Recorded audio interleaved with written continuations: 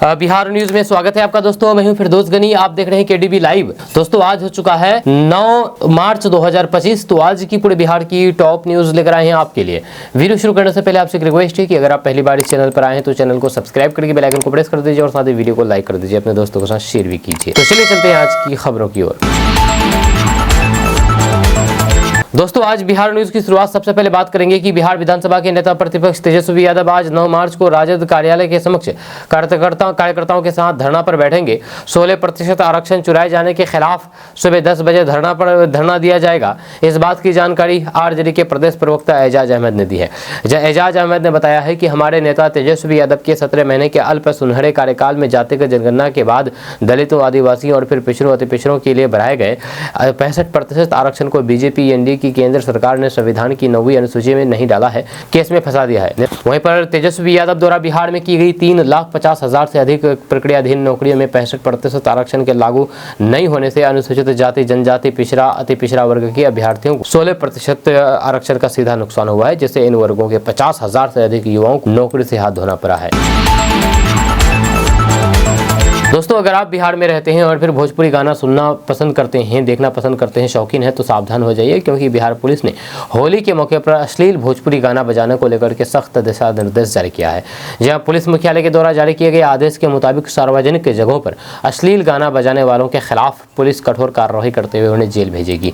जी अब बिहार के सभी एसपी, डीआईजी और फिर आईजी को पुलिस द्वारा भेजे गए आदेश में कहा गया है कि वहां से उपयुक्त विषय के संबंध में कहना है कि आए दिन ऐसा देखा जाता है कि सार्वजनिक स्थलों, समारोह, बसों, ट्रकों, ऑटो रिक्शा आदि में सस्ते दोहरे अर्थ वाले अश्लील भोजपुरी गाने का प्रसारण धड़ल्ले से बिना रोक टोक के किया जाता है, जिसका समाज पर गहरा दुष्प्रभाव पड़ता है।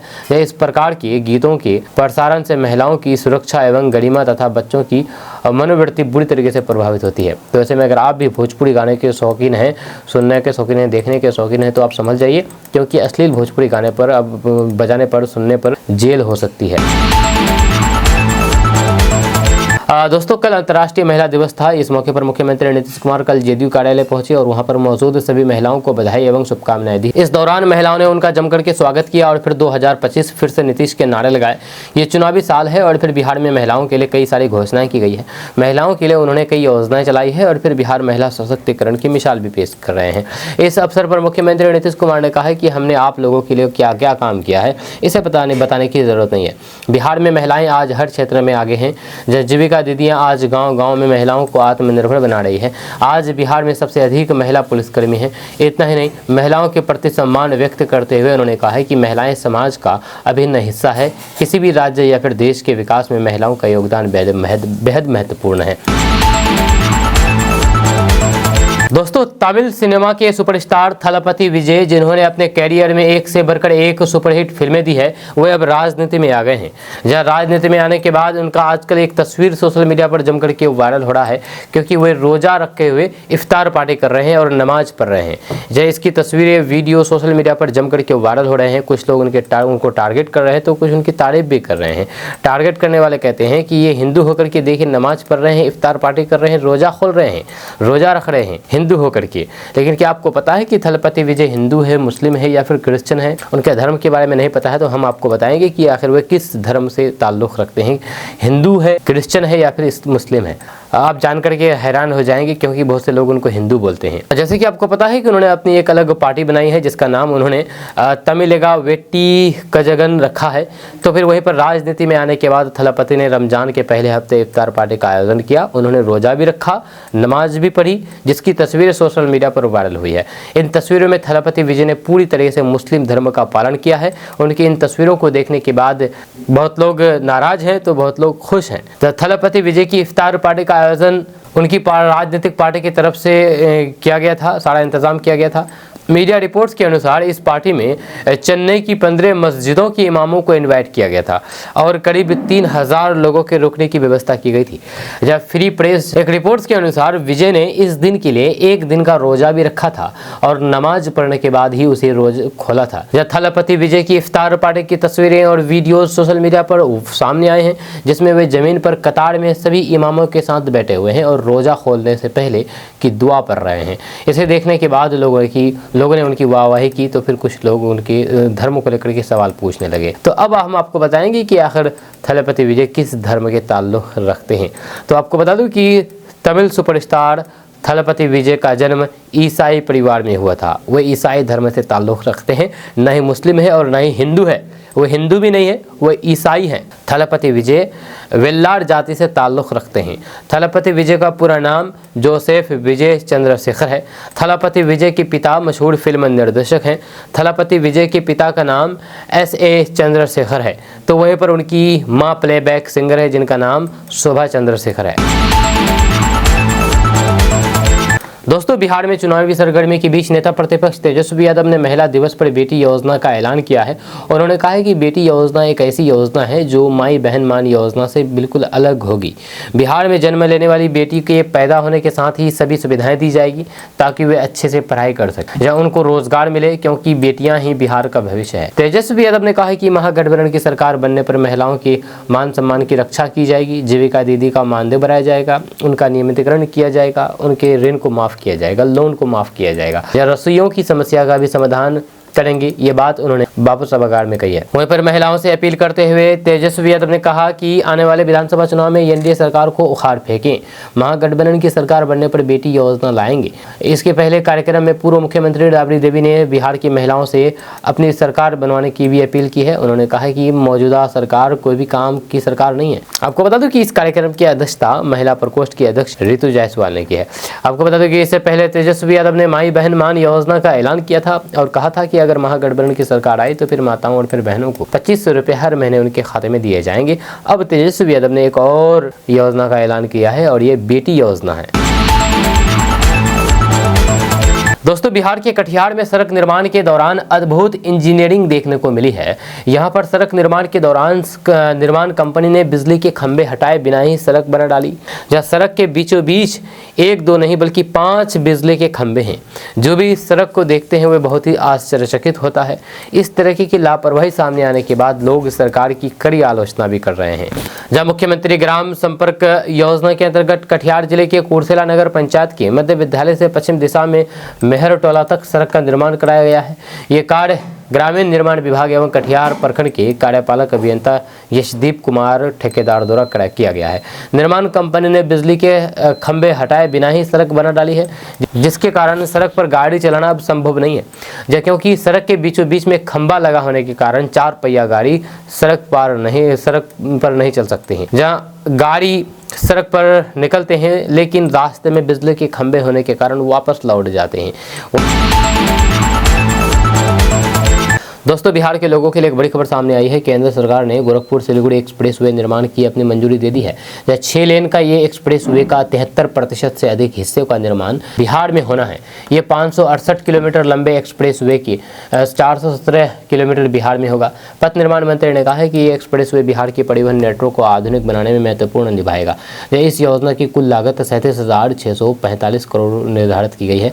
वहीं पर बिहार में इस सड़क के निर्माण पर 27,552 करोड़ रुपये खर्च होने का अनुमान। एक्सप्रेसवे को 120 किलोमीटर प्रति घंटे की अधिकतम गति के हिसाब से डिजाइन किया गया है। ये एक्सप्रेसवे 8 जिलों से होकर के गुजरेगा। पश्चिमी चंपारण, पूर्वी चंपारण, शिवहर, सीतामढ़ी, मधुबनी, सुपौल, अररिया और किशनगंज को फायदा होगा। ये बिहार के 39 प्रखंडों तथा 313 गाँव से होकर के गुजरेगा। इस परियोजना के अंतर्गत गंडक और फिर कोसी नदी के पुल के अलाइनमेंट की योजना है। पथ निर्माण मंत्री ने बताया है कि राज्य सरकार ने यानी कि बिहार सरकार ने सड़क परिवहन एवं राजमार्ग मंत्रालय ने यह अनुरोध किया था कि बेतिया, मोतिहारी, दरभंगा और फिर मधुबनी जैसे निकटवर्ती जिला मुख्यालय को भी इस एक्सप्रेसवे से जोड़ा जाए। इस अनुरोध को स्वीकार कर लिया गया है। दोस्तों, बिहार में सरकारी शिक्षकों की सैलरी को लेकर के बड़ा अपडेट सामने आया है। बिहार के सरकारी स्कूलों में नियोजित और फिर इस श्रेणी से विशेष बने शिक्षकों की वेतन विसंगतियां दूर होगी या शिक्षकों को सेवा निरंतरता का लाभ देने के मामले पर भी उचित निर्णय लिया जाएगा। इसके लिए शिक्षा विभाग की उच्च स्तरीय कमेटी बनेगी। जब शिक्षा सचिव की अध्यक्षता में कमेटी की रिपोर्ट के आधार पर समीक्षा करके राज्य सरकार इस मामले में उचित निर्णय लेगी।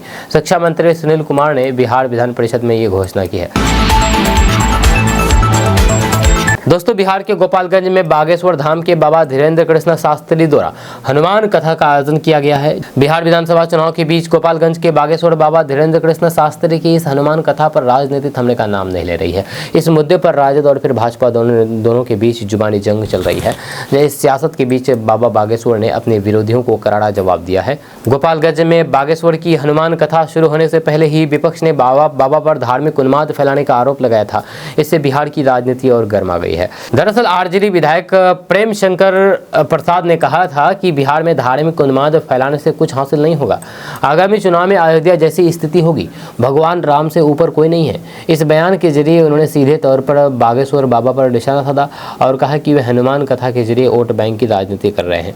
आरजेडी विधायक के इस बयान के बाद बीजेपी की ओर से पलटवार किया गया है।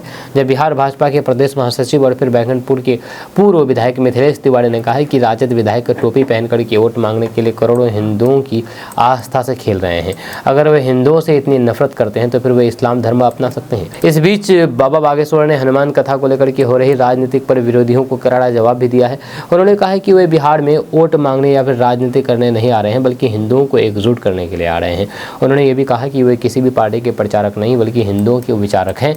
उन्होंने ये भी कहा है कि राम के राष्ट्र में राम कथा कैसे रोकी जा सकती है। ये देश राम की है, तुम्हारे बाप की नहीं। दोस्तों हिंदुओं का प्रमुख त्यौहार होली 14 मार्च को बड़े धूमधाम के साथ मनाया जाएगा। होली रंगों का त्यौहार है जो पूरे देश में मनाया जाता है। इस बार होली का त्यौहार इसलिए भी चर्चा का विषय बना हुआ है क्योंकि जिस दिन होली बनाई जाएगी उसी दिन जुमे की नमाज भी होने वाली है। होली शुक्रवार को है। ऐसे में हिंदू और फिर मुस्लिमों के बीच टकराव की स्थिति पैदा ना हो, इसके लिए ऑल इंडिया इमाम एसोसिएशन के अध्यक्ष मौलाना साजिद रशीदी ने बड़ा बयान दिया है। मौलाना साजिद रशीदी ने मीडिया से बातचीत करते हुए बताया है कि जुमे की नमाज देरी से की जाएगी। उन्होंने अपने बयान में कहा है कि देश का शांति व्यवस्था बनाए रखने के लिए और एकता बरकरार रखने के लिए मैं ऑल इंडिया इमाम एसोसिएशन की तरफ से अपील करता हूं कि पूरे दिन जुमे की नमाज देरी से करें। उनका ये बयान यूपी के संभल के सीईओ के उस बयान के बाद सामने आया है जिसमें उन्होंने कहा था कि जुमे की नमाज साल में 52 बार आती है, लेकिन होली साल में सिर्फ एक बार आती है। इसलिए होली धूमधाम के साथ मनाई जाएगी। जिसे रंगों से दिक्कत है वो अपने घरों पर रहे या फिर खुले विचारों के साथ घरों से बाहर निकले। दोस्तों देश को आज़ाद हुए इतने साल हो गए हैं, लेकिन समस्या ऐसी है कि जस की तस बनी हुई है, वह है भ्रष्टाचार। ऐसा नहीं है कि इस समस्या के समाधान पर कभी बात नहीं हुई है या फिर सरकारों ने इसके लिए सख्त बड़े कदम नहीं उठाए हैं, लेकिन फिर भी जिस तरह से हर बार ये परेशानी अपना सिर उठा लेती है, अब एक बार फिर से सरकार और एजेंसियों ने इन भ्रष्ट अधिकारियों की पोल पट्टी खोलने के लिए कमर कस ली है। जब थोड़े ही दिन पहले मध्य प्रदेश में सरकारी बाबू के पास करोड़ों की संपत्ति मिली थी, वहीं अब बिहार के नालंदा से एक बड़ी खबर सामने आई है। यहाँ पर एक ऐसा अफसर सामने आया है जिसे महंगे जूते पहनने का शौक है। इतना ही नहीं, करोड़ों के गहने जमीनें भी इस अधिकारी की कमजोरी है। जी हाँ, स्पेशल विजिलेंस यूनिट की टीम ने नालंदा के डीटीओ के ठिकानों पर छापा मारा है। आपको बता दो कि स्पेशल विजिलेंस यूनिट की टीम ने नालंदा के जिला परिवहन पदाधिकारी अनिल कुमार दास के ठिकानों पर छापेमारी शुरू की है। भ्रष्टाचार करके धन कुबेर बने एक बड़े अफसर पर यह कार्रवाई आय से अधिक संपत्ति के मामले में की जा रही है। बताया जा रहा है कि स्पेशल यूनिट की टीम ने आय से अधिक करीब 94 लाख रुपए से अधिक संपत्ति का मामला सामने आने के बाद डीटीओ के खिलाफ थाने में केस दर्ज किया गया है। इसके बाद नालंदा में डीएसपी चंद्रभूषण सिंह के नेतृत्व में स्पेशल बिजनेस यूनिट की टीम ने उनके ठिकानों पर छापेमारी शुरू की। जब घटना में भी स्पेशल विजिलेंस टीम की भ्रष्ट डीटीओ के आवास पर छापेमारी कर रही है। छापेमारी के दौरान विजिलेंस की टीम को डीटीओ के ठिकानों के महंगे गहने समेत अन्य सामान बरामद किए गए हैं। दोस्तों बिहार में इस साल विधानसभा चुनाव होने वाला है। इसको लेकर के इससे पहले ही सियासी बयानबाजी जोरों पर है। दोनों गठबंधन के नेता एक दूसरे पर जमकर के वार पलटवार कर रहे हैं। बजट सत्र के दौरान सीएम बनने और बनवाने को लेकर के तेजस्वी और सीएम नीतीश कुमार के बीच जमकर के जुबानी तीर चले।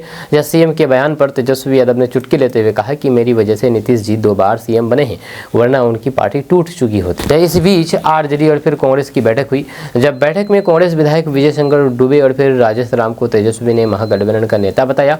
कांग्रेस के विधायकों ने कहा कि तेजस्वी हमारे गठबंधन के नेता है, उन्हीं के नेतृत्व में चुनाव लड़ाया जाएगा और फिर महागठबंधन की सरकार बनी तो फिर मुख्यमंत्री का चेहरा सिर्फ तेजस्वी यादव ही होंगे। फिर कांग्रेस का कोई भी नेता कुछ भी बयान दे, उससे कोई फर्क नहीं पड़ता। कांग्रेस हाईकमान भी तेजस्वी को नेता मान चुकी है। वहीं पर बैठक के दौरान तेजस्वी यादव ने विधायकों को नसीहत दी है। उन्होंने कहा है कि विधायक कोई ऐसा बयान नहीं दें जिससे कोई विरोधाभास ना हो, जब सभी विधायक मिलकर के रहें। उन्होंने सभी विधायकों को जनता के बीच रहने को कहा है। तेजस्वी यादव ने कहा है कि जिन आरजेडी विधायकों का प्रदर्शन खराब होगा या उनसे हम बात करेंगे, या सभी विधायक चुनने की तैयारी लग जाएं, सभी विधायक चुनाव की तैयारी में लग जाएं। जी हां, बैठक में तेजस्वी यादव ने सीएम नीतीश कुमार पर भी निशाना साधा है। उन्होंने कहा है कि अगले चुनाव के बाद नीतीश कुमार सीएम नहीं बनेंगे, जब सभी लोग इस संकल्प के साथ लोगों के बीच जाएंगे। बिहार के मुख्यमंत्री नीतीश कुमार बिहार में सुशासन की सरकार का दावा करते रहते हैं, लेकिन इस बार उनके अधिकारियों पर करोड़ों के घोटाले का आरोप लग रहे हैं। आरजेडी के सांसद सुधाकर सिंह ने आरोप लगाया है कि बिहार के मुख्यमंत्री नीतीश कुमार के भरोसे 2 शीर्ष अधिकारी करोड़ों रुपए के घोटाले में शामिल है, जो एक निजी कंपनी और एक गैर सरकारी संगठन के बीच सांठगांठ से जुड़ा हुआ है। सुधाकर सिंह ने बयान देकर के नया बवाल शुरू कर दिया है। सुधाकर सिंह ने जिन 2 अधिकारियों का जिक्र किया है, फिलहाल उनकी तरफ से इन आरोपों पर कोई भी प्रतिक्रिया नहीं आई है। बक्सर सांसद सुधाकर सिंह ने कहा कि एनजीओ और निजी कंपनी के सांठगांठ से हुए करोड़ों रुपए के इस घोटाले की जांच के लिए मैं जल्द दिल्ली में प्रधानमंत्री कार्यालय, सीएजी, लोकपाल और सांसद में ज्ञापन दूंगा। सुधाकर सिंह ने आरोप लगाया है कि इस सप्ताह की शुरुआत में पेश किए गए राज्य बजट में बिहार सरकार के वित्त विभाग के द्वारा मुख्यमंत्री के प्रधान सचिव दीपक कुमार की बेटी और फिर केवल 2.5 महीने पहले स्थापित हुई इस company Bodhi centre for sustainable growth private limited की मालिक ईशा वर्मा को 25 करोड़ रुपए के से बिहार ग्रीन डेवलपमेंट फंड की स्थापना करके लाभ पहुंचाने की कोशिश की गई है। दोस्तों, आरजेडी सुप्रीमो लालू प्रसाद यादव के बेटे और बिहार के 2 बार डिप्टी सीएम रहे तेजस्वी यादव पिछली बार सीएम बनने से चूक गए। जब तब से लेकर के अब तक उन्होंने सीएम बनने के दूसरे तरीके भी अपनाए। जब भाजपा के साथ बनी नीतीश कुमार के नेतृत्व वाली एनडीए सरकार को गिराने के उन्होंने त्रिकम किए, पर नसीब साथ ना दे तो फिर प्रयास बेकार हो जाते हैं। जनसंख्या बल जुटाने के लिए उन्होंने असदुद्दीन ओवैसी की पार्टी एआईएमआईएम के 5 विधायक तोड़े, तो फिर सरकार गिराने के लिए अवध बिहारी चौधरी को पहले स्पीकर पद छोड़ने से रोका, फिर एनडीए विधायकों को तोड़ने की कोशिश भी की, पर नसीब के साथ नहीं होने के कारण उनके सारे दाव न सिर्फ फेल हो गए बल्कि उन पर ही उल्टे पड़ गए। इसलिए लालू प्रसाद यादव ने तेजस्वी की ताजपोशी के लिए इस बार इतना पुख्ता रणनीति बनाई है जो बेहद बदनसीबी से ही फेल हो सकती है। यह साल 2020 के विधानसभा चुनाव में भी तेजस्वी यादव की तैयारी पुख्ता थी। काफ़ी हद तक उन्हें कामयाबी मिली। कांग्रेस ने अपने हिस्से की सीटें बर्बाद ना की होती तो फिर शायद तेजस्वी ही अगले सीएम होते। जब कांग्रेस ने मोल भाव में 70 सीटें आरजेडी से हत्या ली थी, जबकि जीती महज 19 सीट ही। इस बात का तेजस्वी को अब तक मलाल है। तेजस्वी अब यकीनन वैसी गलती नहीं दोहराएंगे, इसके संकेत मिलने भी लगे हैं। दरअसल 2020 में एनडीए और फिर महागठबंधन को मिले वोटों में 10% से कम ही अंतर रह गया था। इस बार तेजस्वी का पहला काम यही होगा कि वे किसी दबाव में आए बगैर जीती जा सकने वाली सीटें सभी दलों में बांटें। यह सत्ता सुख पाने और फिर मृत घोषित इंडिया के पुनर्जीवन के लिए महागठबंधन के घटक दलों को भी सहृदयता दिखानी होगी। जो ऐसा हो पाएगा कि नहीं, ये तो फिर बात की बात है, लेकिन कांग्रेस के रुख को देख करके फिलहाल तो यही लगता है कि ये काम आसान नहीं होगा। बहरहाल तेजस्वी यादव ने पिछली बार से 10% से अधिक वोट इस बार हासिल करने की न सिर्फ योजना बनाई है बल्कि उस पर अमल भी शुरू कर दिया है। यह तेजस्वी यादव आरजेडी के पारंपरिक मुस्लिम यादव यानी कि MY समीकरण के करीब 32% वोटों की बाउंड्री से बाहर निकलना चाहते हैं। इसके लिए उन्होंने युवाओं पर फोकस किया, महिलाओं पर माई बहन योजना का मजबूत जाल फेंका है। नीतीश कुमार के लव कुश समीकरण में कुश पर बिसात बिछा दी है। जब सांसद अभय कुशवाहा इसी जाति से आते हैं। दलित वोटों के लिए रामविलास पासवान की भाई पशुपति कुमार पारस पर भी डोरा डाला है। जब मल्ला वोटों के लिए लोकसभा चुनाव में अपनी 3 सीटें देकर के मुकेश सहनी को साथ लिया है। जब स्वर्णों में सेंध लगाने के लिए उनके पास जागदानंद सिंह, सुधाकर सिंह, सुनील सिंह और पारस की बदौलत सूरजभान सिंह जैसे लोग शामिल है। जब 5 मार्च को आरजेडी ने पटना में युवा चौपाल लगाई थी, राज्य भर से खासा संख्या में युवा मिलकर के स्कूल प्लेग्राउंड में जुटे थे। युवाओं को तेजस्वी यादव ने मंत्र दिया, युवा मांगे युवा सीएम। अगले ही दिन तेजस्वी यादव ने युवाओं के हित में एक और बड़ी बात कह दी है। उन्होंने डोमिसाइल लागू करने की बात घोषणा कर दी है। बिहार में अभी जो सरकारी नियुक्तियां हो रही है उससे डोमिसाइल का बंधन खत्म कर दिया गया है। इसी को लेकर के बिहार में अलग बवाल मचा है। यह कहा जा रहा है कि डोमिसाइल लागू नहीं हो रहने से तकरीबन आधी नौकरियां दूसरे राज्यों के युवा लेके जा रहे हैं। दोस्तों, तेजस्वी यादव ने सीएम नीतीश कुमार के उस बयान पर तीखी प्रतिक्रिया दी है जिसमें सीएम नीतीश कुमार ने राबड़ी देवी को सदन में गलत तरीके से संबोधित किया है। मीडिया से बातचीत करते हुए तेजस्वी यादव ने कहा है कि अब तो मुझे उन पर तरस आती है कि उनकी समझ क्या है, जो एक पूर्व महिला मुख्यमंत्री के लिए खुद सीएम होते हुए ऐसी बात कर रहे हैं। अब तो वह बिहार चलाने के लायक नहीं रहे। जहाँ तेजस्वी यादव ने कहा है कि मुख्यमंत्री नीतीश कुमार को यह पता होना चाहिए कि राबड़ी देवी बिहार की पहली महिला मुख्यमंत्री है, जब उनकी गिरती सेहत साबित कर चुकी है कि वह अब बिहार चलाने के योग्य नहीं है। मुख्यमंत्री पद की एक गरिमा होती है। उन्होंने राबड़ी देवी के लिए जिस भाषा का इस्तेमाल किया है वह अच्छी नहीं है। दोस्तों, बिहार के मुख्यमंत्री नीतीश कुमार एक बार फिर से सबको चौंका दिया है। सीएम नीतीश कुमार ने होली मिलन समारोह में भाजपा सांसद रविशंकर प्रसाद का पैर छू लिया है। इसका वीडियो तेजी से वायरल हो रहा है। सीएम नीतीश कुमार भाजपा सांसद रविशंकर प्रसाद के द्वारा आयोजित होली मिलन समारोह में पहुंचे थे, जहां पर अचानक सीएम नीतीश कुमार रविशंकर प्रसाद के सामने झुक गए। हालांकि रविशंकर प्रसाद ने उन्हें रोक लिया, जिसके बाद सीएम नीतीश कुमार ने रविशंकर प्रसाद से गले मिलकर के उन्हें होली की शुभकामनाएं दी। सीएम नीतीश कुमार के अचानक भाजपा सांसद के आगे झुकने के से समारोह में मौजूद सभी लोग हैरान हो गए। आपको बता दूं कि इसके पहले भी कई बार सीएम नीतीश कुमार प्रधानमंत्री नरेंद्र मोदी के पैर छूते हुए नजर आ चुके हैं। सीएम नीतीश कुमार के द्वारा पीएम मोदी के पैर छूने जाने पर भी विपक्ष ने जम करके निशाना साधा था। दोस्तों, अप्रैल में शुरू होने वाले नए शैक्षणिक सत्र से बिहार के 71,863 प्रारंभिक विद्यालयों और 9,360 माध्यमिक विद्यालयों में पठन पाठन की निगरानी कड़ी कर दी जाएगी। इस बीच शिक्षा विभाग की नज़र में आए 17,600 लापता शिक्षकों का पता लगाने और उनके खिलाफ कानूनी कार्रवाई की प्रक्रिया तेज कर दी गई है। ऐसे फरार शिक्षकों का वेतन काट करके उन्हें दंडित किया जा रहा है, जबकि 6 माह से 2 साल तक फरार रहने वाले 582 शिक्षकों को बर्खास्त करने की अनुशंसा की गई है। सबसे बड़ा संकट है यह है कि 17,600 शिक्षकों के वेतन में कटौती कर दी गई है, जिससे उनकी वरिष्ठता खतरे में पड़ गई है। ऐसे शिक्षकों की नियमित सेवा में व्यवधान आने से उनकी वरिष्ठता कम हो जाएगी। उनका सीधा असर शिक्षकों के वेतन वृद्धि और फिर पदोन्नति पर पड़ेगा। शिक्षा विभाग भी इस मामले में शिक्षकों के प्रति नरमी बरतने के मूड में नहीं है। जब शिक्षा विभाग की नज़र में आए 17,600 लापता शिक्षकों को ढूंढने से लेकर के कानूनी कार्रवाई तक हर काम में तेजी लाई गई है। जब ऐसे फरार शिक्षकों का वेतन काट करके उन्हें दंडित किया जा रहा है। दोस्तों, टीचर बनने के लिए हर साल लाखों उम्मीदवार सीटीटी और फिर एसटीटी की परीक्षा में शामिल होते हैं। इस परीक्षा को लेकर के बिहार में कुछ बदलाव किए गए हैं, जिससे उम्मीदवारों को काफ़ी राहत मिलेगी। बिहार में शिक्षक पात्रता परीक्षा यानी कि टीटी सीटीटी के रिजल्ट में अहम बदलाव किए गए हैं। अब बिहार में पिछड़ा वर्ग यानी कि ओबीसी, अति पिछड़ा वर्ग ईबीसी और फिर जनरल महिला उम्मीदवारों को 150 नंबर में से 82 नंबर लाने पर ही पास माना जाएगा। पहले इन वर्गों के लिए पास का न्यूनतम अंक 82.5% था, लेकिन अब इसे घटा करके मात्र 82% कर दिया गया है। शिक्षा विभाग ने यह आदेश जारी किया है। जी हाँ, शिक्षा विभाग का कहना है कि ये निर्णय इलाहाबाद हाईकोर्ट के आदेश और एनसीटीई के दिशा निर्देश के आधार पर लिया गया है। दोस्तों, नेपाल में शनिवार सुबह अलग अलग क्षेत्रों में 2 बार हल्की तीव्रता का भूकंप महसूस किया गया। भूकंप से किसी तरीके के नुकसान की तत्काल कोई भी सूचना नहीं है। नेपाल के राष्ट्रीय भूकंप निगरानी के केंद्र के अनुसार काठमांडू के से करीब 300 किलोमीटर दूर बागलुंग जिले में सुबह 6:20 पर भूकंप आया। रिक्टर पैमाने पर इसकी तीव्रता 4.1 थी और इसका केंद्र जिले का खुखानी इलाका था।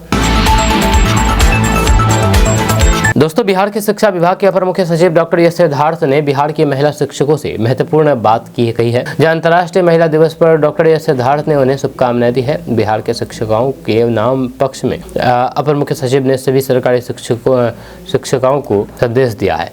जहां अंतर्राष्ट्रीय महिला दिवस के अवसर पर डॉक्टर एस सिद्धार्थ ने उन्हें शुभकामनाएं दी है। उन्होंने कहा है कि आज का दिन न केवल नारी शक्ति का उत्सव है, बल्कि आपके संघर्ष, समर्पण और सृजनात्मक का भी नमन करता है का दिन है। आप अपने छात्रों को शिक्षित करने के साथ साथ उन्हें संवेदनशील, आत्मनिर्भर और फिर नैतिक मूल्यों से संपन्न नागरिक के रूप में तैयार करती हैं। आपकी शिक्षा केवल पाठ्यक्रम तक ही सीमित नहीं होती है, बल्कि अनुशासन, आत्मनिर्भरता, नेतृत्व, नैतिकता और फिर करुणा सिखाती है। जब आपके प्रेम और फिर मार्गदर्शन में नन्हे और फिर कोमल बच्चे आगे चल कर के समाज के मजबूत स्तंभ बनते हैं। जब आपका धैर्य, नेतृत्व क्षमता और फिर प्रबंधन कौशल अतुल्य है। दोस्तों, विश्व महिला दिवस के अवसर पर बिहार के स्वास्थ्य मंत्री मंगल पांडे ने बड़ी घोषणा की है। स्वास्थ्य मंत्री मंगल पांडे ने कहा है कि बिहार सरकार ने निर्णय लिया है कि बिहार जिला से लेकर के मंडल अस्पताल तक 9 से 14 साल की लड़कियों को सर्वाइकल कैंसर का वैक्सीन फ्री दी जाएगी। जब बिहार में इस अभियान को डॉक्टर प्रभात रंजन डायग्नोस्टिक के डॉक्टर प्रभात रंजन और फिर डॉक्टर रूपम रंजन द्वारा शुरू किया जा रहा है। इस अवसर पर एम्स दिल्ली के पूर्व निदेशक डॉक्टर जी.के. रथ ने कहा कि अगर बेटियों को 9 से 14 साल की उम्र में सर्वाइकल कैंसर का टीका लगता है तो फिर उन्हें अभी कभी कैंसर नहीं होगा। यह उन्होंने कहा है कि देश में जांच के अभाव में ज़्यादातर कैंसर मरीजों को इसका पता तीसरे या फिर चौथे स्टेज में होता है, लेकिन अगर पहले ही स्क्रीनिंग हो जाए तो फिर इसका रोकथाम हो सकता है। दोस्तों, सुपरस्टार सिंगर पवन सिंह जल्द ही भारतीय जनता पार्टी में दामन थामेंगे। जब उनके साथ भोजपुरी के एक और सिंगर रितेश पांडे भी भगवा ब्रिगेड में शामिल होंगे। आपको बता दूं कि पवन सिंह लोकसभा चुनाव से पहले बीजेपी में शामिल हुए थे और पार्टी ने उन्हें आसनसोल से टिकट भी दिया था, लेकिन उन्होंने चुनाव से पहले ही पार्टी से बगावत कर दिया और फिर आसनसोल की जगह काराकाट से निर्दलीय लोकसभा का चुनाव लड़े। पवन सिंह बगावत से पार्टी ये सीट हार गई। वहीं पर बिहार की राजनीति पर नजर रखने वाले सूत्र बताते हैं कि पवन सिंह के साथ ही भोजपुरी के जाने माने सिंगर रितेश पांडे और गुंजन सिंह भी बीजेपी में शामिल हो सकते हैं। सूत्र बताते हैं कि रितेश पांडे ने पिछले दिनों राजधानी पटना में भाजपा के प्रदेश अध्यक्ष डॉक्टर दिलीप कुमार जायसवाल से मुलाकात की थी। सूत्र बताते हैं कि तीनों ही दिग्गजों के बीजेपी में शामिल होने का रास्ता साफ हो गया है। होली के बाद ये कभी भी बीजेपी में शामिल हो सकते हैं। खुद पवन सिंह ने पिछले दिनों कहा था कि वे बिहार विधानसभा चुनाव लड़ेंगे, जब पीछे नहीं हटेंगे। इस पर पत्रकारों ने पूछा है कि क्या वे भाजपा के टिकट पर चुनाव लड़ेंगे, तो पवन सिंह ने मुस्कुराते हुए कहा कि थोड़ा समय नजदीक आने दीजिए, सब कुछ पता चल जाएगा। वहीं पर पवन सिंह की पत्नी ज्योति सिंह भी आगामी विधानसभा चुनाव लड़ने का ऐलान कर चुकी है। सूत्र बताते हैं कि भोजपुरी के दोनों ही दिग्गज साल के आखिरी में होने वाले विधानसभा चुनाव लड़ेगी। जब पवन सिंह जहां भोजपुरी का या फिर काराकाट से मैदान में उतरने की तैयारी कर रहे हैं, वहीं पर पांडे कैमूर से चुनाव लड़ने का मन बना चुके हैं। दोस्तों, बिहार विधानसभा चुनाव के करीब 6 माह बचे हैं, तो फिर अभी से ही राजनीतिक सरगर्मी के साथ बिहार में गहमागहमी दिखने लगी है। जब बिहार में हिंदू धर्म गुरुओं के द्वारा दौड़ों ने सियासी पारा को गर्म कर दिया है, वहीं पर आरएसएस प्रमुख मोहन भागवत बिहार की धरती पर हिंदुत्व की चमक बिखेर रहे हैं। आपको बता दें कि बागेश्वर धाम के पीठाधीश्वर पंडित धीरेन्द्र कृष्ण शास्त्री भी इन दिनों गोपालगंज में लोगों के बीच सनातन का अलख जगाने का प्रयास कर रहे हैं। राजनीति के तहत जब 5 दिवसीय कथाओं में श्रद्धालुओं को संबोधित करते हुए पंडित धीरेन्द्र कृष्ण शास्त्री ने कहा है कि हम यहाँ पर अपने लिए नहीं बल्कि देश के हिंदुओं को जगाने के लिए आए हैं। हमारी कोई भी निजी लड़ाई नहीं है, हम इस दुनिया में रहने वाले 150 करोड़ हिंदुओं की लड़ाई लड़ रहे हैं। आपको बता दें कि बाबा बागेश्वर गोपालगंज के दौरे पर हैं, जो कि परंपरागत रूप से लालू प्रसाद यादव का घर माना कहा जाता है। हालांकि बीते चुनाव में इन क्षेत्रों में भाजपा और फिर जदयू का दबदबा रहा है, लेकिन अभी भी घर इसको राजद का ही कहा जाता है। जब बाबा बागेश्वर वहां पर हिंदुत्व का प्रचार कर रहे हैं, जब उधर आरएसएस प्रमुख मोहन भागवत भी अपने 5 दिवसीय बिहार दौरे पर मुजफ्फरपुर में थे। सड़ संघ चालक मोहन भागवत मुजफ्फरपुर प्रवास के दौरान 7 मार्च को सुबह आरडीएस कॉलेज मैदान में शाखा लगाया। वहीं पर पटना के गांधी मैदान में शुक्रवार से आध्यात्मिक गुरु और फिर आर्ट ऑफ लिविंग के संस्थापक श्री श्री रविशंकर का भव्य सत्संग शुरू हुआ है। इसमें बिहार के कोने कोने से हजारों श्रद्धालु पहुंचे। इस दौरान श्रद्धालुओं ने पहली बार उस प्राचीन शिवलिंग का दर्शन किया जिसे महमूद गजनवी ने 1026 ईस्वी में खंडित किया था। यह श्री श्री गजनवी ने बिहार के उप मुख्यमंत्री सम्राट चौधरी से पटना में मुलाकात की। ऐसे में ये कयास लगाए जाने लगे हैं कि इसका फायदा भी भाजपा और फिर एनडीए की राजनीति को ही होगा। ऐसे में विपक्षी महागठबंधन के नेताओं ने इसे राजनीति से प्रेरित बताया है, जबकि भाजपा इसमें राजनीति नहीं देख रही है। वहीं पर जदयू के रुख में भी बदलाव दिख रहे हैं। हालांकि नेता प्रतिपक्ष तेजस्वी यादव बड़ी होशियारी से खुद इस मुद्दे को तुल नहीं देना चाहते हैं और बड़े ही भी फूंक फूंक करके कदम उठा रही है। जहाँ उन्होंने कहा कि ये देश बाबा साहेब के अम्बेडकर के संविधान से चलता है और यहाँ किसी को भी आने जाने की आज़ादी है, इसमें हमें कोई भी मतलब नहीं है, यह कहना है तेजस्वी यादव का। साथ ही साथ तेजस्वी यादव ने कहा है कि लेकिन दूसरी ओर राजद के विधायक मुकेश रोशन ने बाबा बागेश्वर की गिरफ्तारी की मांग कर दी। दोस्तों, बाबा बागेश्वर पंडित धीरेन्द्र कृष्ण शास्त्री को अगर निमंत्रण मिले तो वे पाकिस्तान जाकर भी कथा करेंगे, ऐसा उन्होंने खुद कहा है। एक निजी न्यूज चैनल पर दिए गए इंटरव्यू में पंडित धीरेन्द्र कृष्ण शास्त्री ने बताया है कि बिहार में उन्हें कथा करने की परमिशन लेने में काफ़ी मशक्कत करनी पड़ती है। उन्होंने अपने कार्यक्रम को राजनीति से दूर बताया है।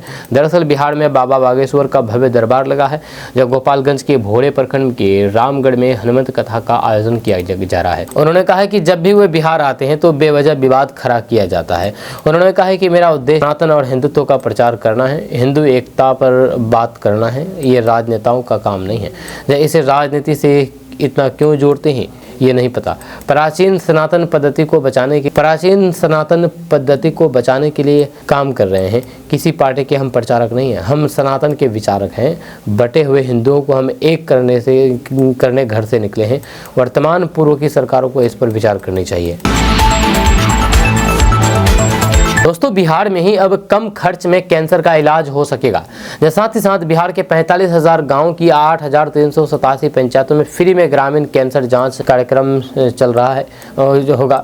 इस शनिवार को स्वास्थ्य मंत्री मंगल पांडे ने निःशुल्क ग्रामीण कैंसर जांच कार्यक्रम के लोकार्पण के दौरान ये बात कही है। इससे पहले जानकारी देते हुए स्वास्थ्य मंत्री मंगल पांडे ने कहा था कि कैंसर रोग की रोकथाम और फिर उपचार के लिए बिहार सरकार ने व्यापक स्तर पर सभी तरीके की आवश्यक व्यवस्था की है। उन्होंने कहा है कि बिहार के 6 जिलों पटना, मुजफ्फरपुर, गया, दरभंगा, पूर्णिया और फिर भागलपुर में डे केयर कीमोथेरेपी सेंटर है, जहां बायोप्सी के माध्यम से कैंसर रोग की पहचान के लिए सभी जिला अस्पतालों में जांच होती है। जहां विधानसभा में अरुण शंकर प्रसाद और फिर अन्य के ध्यान आकर्षण पर सरकार का उत्तर देते हुए उन्होंने कहा है कि कैंसर मरीजों को रेडियोथेरेपी की सुविधाएं IGIMS, PMCH, एम्स पटना तथा होमी भाभा कैंसर अस्पताल एवं अनुसंधान केंद्र मुजफ्फरपुर में उपलब्ध है।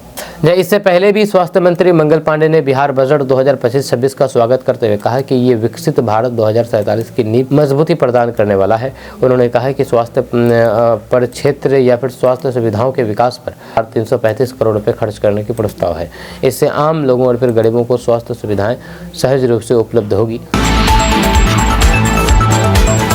दोस्तों, होली का खुमार बिहार में चढ़ने लगा है और जब होली की बात हो तो फिर लालू प्रसाद यादव का जिक्र ज़रूर होता है।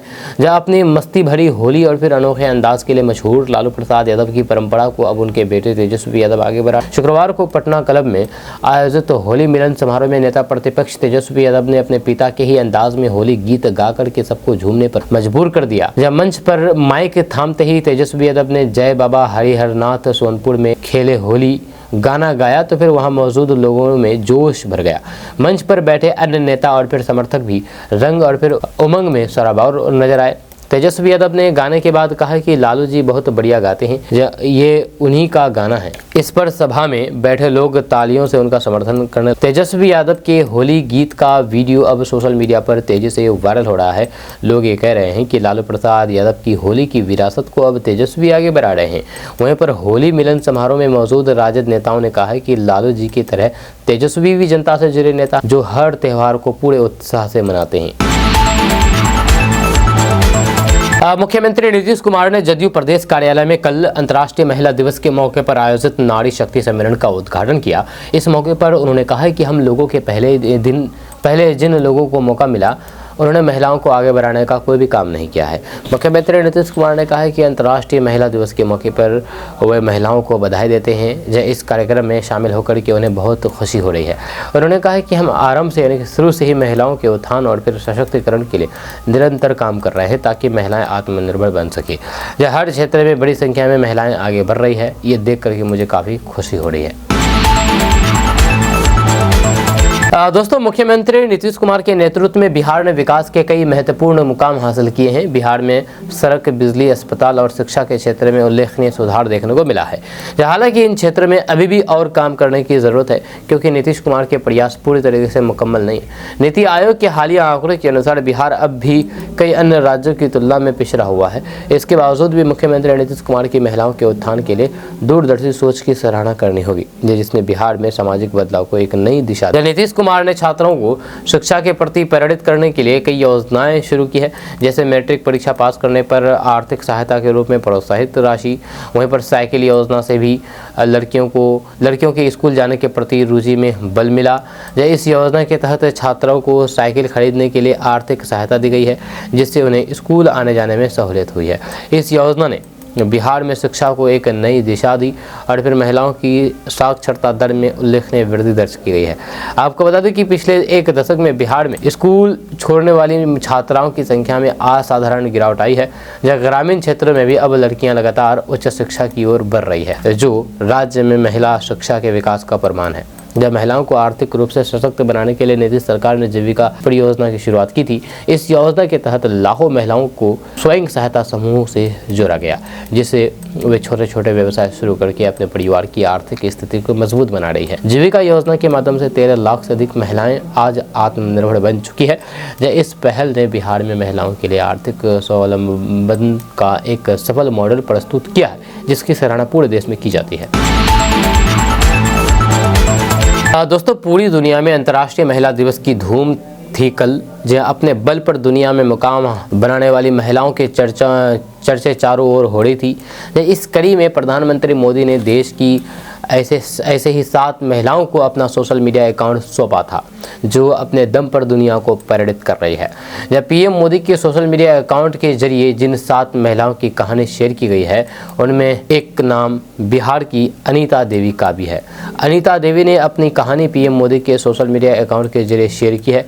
अनीता देवी ने लिखा है कि मैं नालंदा जिले के अनंतपुर गाँव की रहने वाली हूँ। मैंने जीवन में बड़े संघर्ष देखे हैं, लेकिन मेरा हमेशा से मन था अपने दम पर कुछ करने। 2016 में मैंने खुद स्वरोजगार करने का निर्णय लिया था।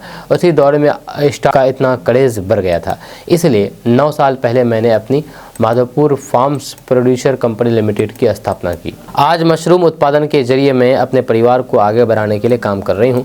मैंने न सिर्फ अपनी राह आसान की है, बल्कि सैकड़ों महिलाओं को रोजगार के अवसर देकर के आत्मनिर्भर भी बनाया है। अब मेरी कंपनी किसानों को खाद, बीज और फिर कीटनाशक जैसी जरूरी चीज़ों को भी सस्ते दरों पर उपलब्ध कराती है। जी हाँ, आज इस कंपनी में काम करने वाली सैकड़ों महिलाओं को आजीविका के साथ